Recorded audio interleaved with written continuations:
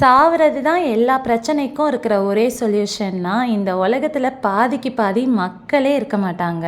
உங்களோட சர்க்கிளில் உங்களை புரிஞ்சிக்கிற கண்டிப்பாக ஒரு பர்சன் இருப்பாங்க இல்லையா? அவங்க கிட்ட அட்லீஸ்ட் உங்கள் லைஃப்பில் என்ன நடந்துகிட்ருக்கு, யாரால் என்ன பிரச்சனை போயிட்டுருக்கு, அது ஹாப்பினஸ்ஸாக இருக்கட்டும், இல்லை ஒரு நெகட்டிவ் இதாக இருக்கட்டும், ஒரு பர்சன் கிட்டையாவது உங்கள் லைஃப்பில் என்ன நடந்துகிட்ருக்குன்றத உண்மையாக அவங்கக்கிட்ட மனசை விட்டு ஷேர் பண்ணுங்கள். ஸோ தட் நாளைக்கு உங்களுக்கு ஒரு பிரச்சனை அப்படின்னும் போது அந்த பர்சன் கரெக்டாக உங்களுக்கு வந்து சப்போர்ட்டிவாக இருப்பாங்க.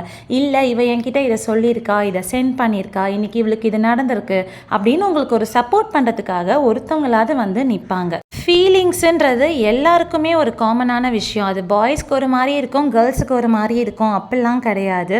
ஸோ உங்களுக்கு ஒரு ரிலேஷன்ஷிப் பிடிக்கல அப்படின்னா அதுலேருந்து வெளில வர பாருங்கள்.